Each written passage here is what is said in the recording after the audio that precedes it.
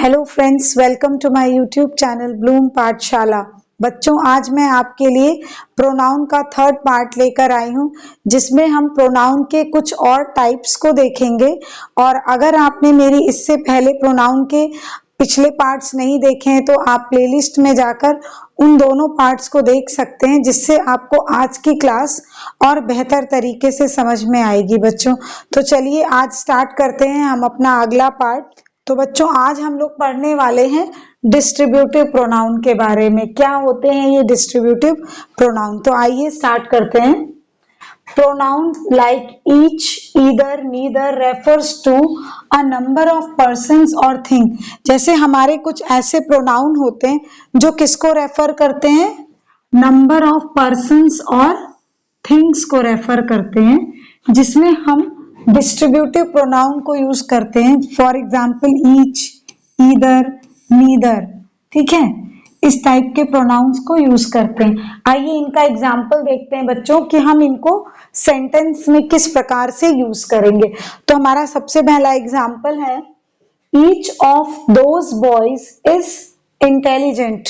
तो हमारा पहला सेंटेंस कहता है हर एक बच्चा, जैसे कई सारे बच्चे हैं, अगर आपकी क्लास में बहुत सारे बच्चे हैं तो उन बहुत सारे बच्चों में हर एक बच्चा जो हमारा है, हर एक बच्चा यानी each of those boys is intelligent, यानी हर एक बच्चा हमारा क्या है?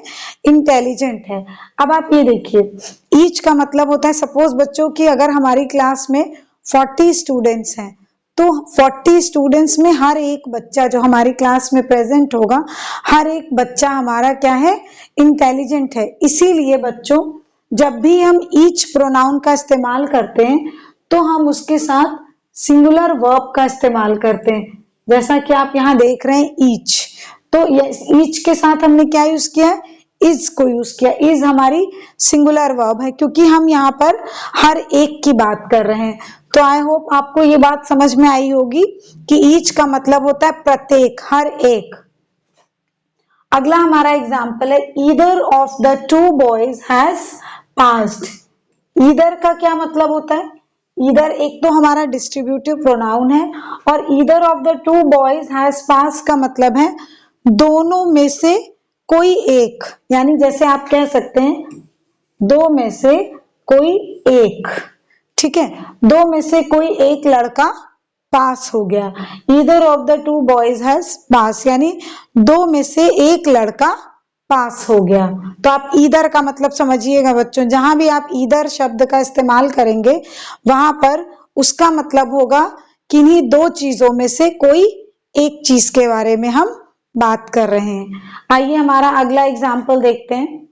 Neither of the two boys works hard.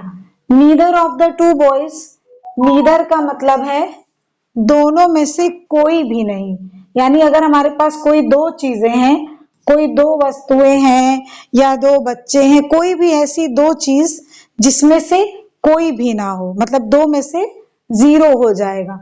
तो neither of the two boys work hard, यानी दोनों में से कोई भी लड़के ने मेहनत नहीं की, दोनों में से किसी भी लड़के ने मेहनत नहीं की। तो आई होप आपको डिस्ट्रीब्यूटिव प्रोनाउन का यूज समझ में आया होगा कि जब भी हम ईच, ईदर, नीदर का इस्तेमाल करेंगे, जब भी ईच का इस्तेमाल करेंगे यानी कि हर एक की बात करेंगे, ईदर को इस्तेमाल करेंगे तो कोई दो में से एक होगा, और नीदर जब भी इस्तेमाल करेंगे यानी दो में से कोई भी नहीं।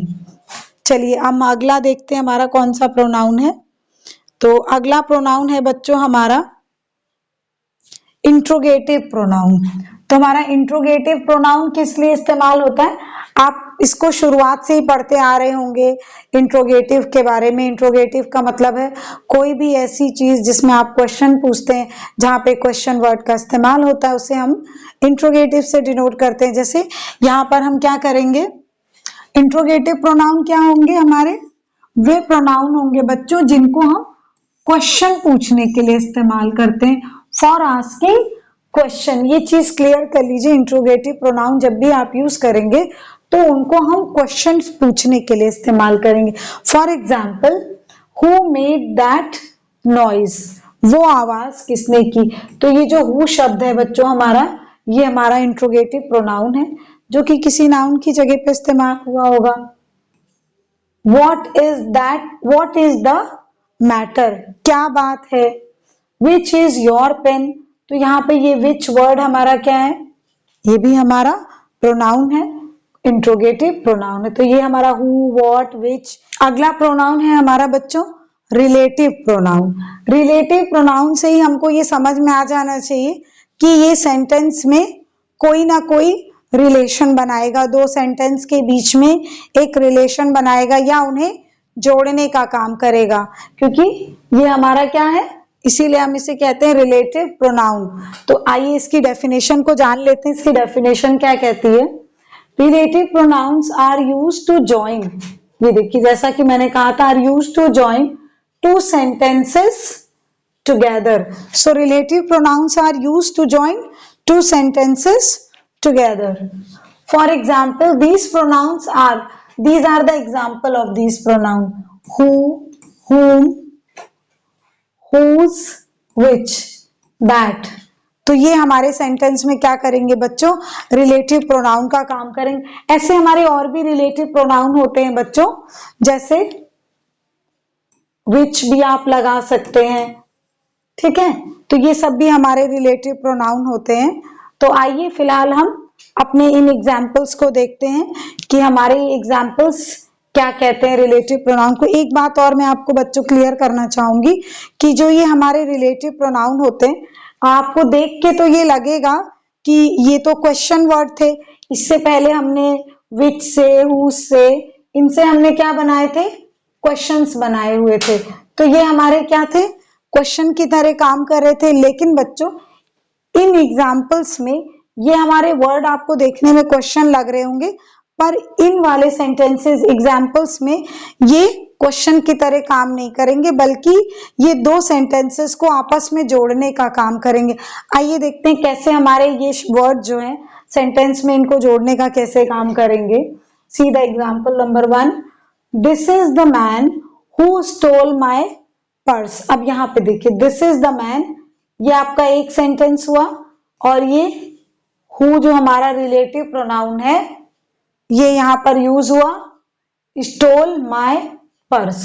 तो इस सेंटेंस को और इस सेंटेंस को ये आपस में जोड़ने का काम कर रहा है। तो ये जो हु है ना बच्चों, ये क्या है? दिस इज द मैन, ये वो आदमी है। कौन आदमी? जिसने मेरा पर्स चुराया। तो ये जो हु है ना बच्चों, ये इसी मैन के लिए ही आया है, इसी मैन के लिए यूज हुआ है शब्द हु, और इन दोनों सेंटेंस को आपस में जोड़ने का काम कर रहा है, इसीलिए हम इसे कहते हैं रिलेटिव प्रोनाउन। आइए हमारा अगला example, this is the boy whose father is a soldier. ये वो लड़का है जिसके फादर क्या है?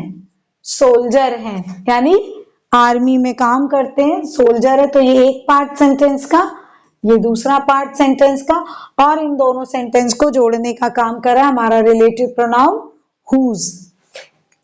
नेक्स्ट एग्जांपल है, this is the boy whom the teacher praised। so this is your first sentence, this is the boy the teacher praised। this is the next sentence, और ये whom जो है आपका रिलेटिव प्रोनाउन है, और इन दोनों sentences को आपस में जोड़ने का काम कर रहा है। तो यहाँ पर भी ये जो whom है आपका, ये क्या कर रहा है? This is the boy whom, जिसको टीचर ने प्रेस किया, ये वो लड़का है जिसको टीचर ने प्रेस किया। तो ये whom भी इस सेंटेंस में इस बॉय के लिए यूज हुआ है, ये भी चीज आप याद रखिएगा। This is the house that Jack built, ये वो घर है जिसको जैक ने बनाया है, दैट जैक बिल्ट। तो ये हमारा रिलेटिव प्रोनाउन हुआ, और इन दोनों सेंटेंस को आपस में जोड़ने का काम कर रहा है। The pens which we lost have been found, जो पेन खो गए थे, जो हमारे पेन खो गए थे, वो क्या हो गए हैं? अब वो मिल गए हैं। तो ये हमारा विच शब्द जो है बच्चों यहाँ पर रिलेटिव प्रोनाउन का काम कर रहा है। तो आई होप आपको इन एग्जाम्पल से ये समझ में आ गया होगा कि हमारे रिलेटिव प्रोनाउन सेंटेंस में किस तरह से काम करते हैं, और वो दो सेंटेंसेस को जोड़ने में किस तरह से हेल्प करते हैं। तो आइए देखते हैं, कुछ हमारे पास यहाँ पर है नोट में जो कि आपके लिए बहुत इंपॉर्टेंट है। आइए देखते हैं क्या है। जैसे who whom and whose are used for person। अब ये हमें जानना है कि हम who, whom और whose इनको हम किसके साथ यूज कर सकते हैं। तो इनको हम सिर्फ और सिर्फ पर्सन्स के लिए यूज कर सकते हैं, यानी व्यक्तियों के लिए यूज कर सकते हैं। ये चीज याद रखिएगा, हु, whom और whose को सिर्फ और सिर्फ आप are use for persons only, यानी सिर्फ इनको हम पर्सन्स के लिए ही यूज करेंगे। अगला हमारा है विच। ये विच है, विच इज यूज फॉर किसके किसके लिए यूज करेंगे, एनिमल्स के लिए एंड थिंग्स विदाउट लाइफ। विच को बच्चों हम दो लोगों के लिए यूज कर सकते हैं, एक तो एनिमल्स के लिए यूज करेंगे और थिंग्स विदाउट लाइफ यानी ऐसी चीजें जो निर्जीव हो, निर्जीव वस्तुएं, नॉन लिविंग थिंग्स जिन्हें आप कह सकते हैं, हम विच को उनके लिए यूज करेंगे। नेक्स्ट है हमारा दैट।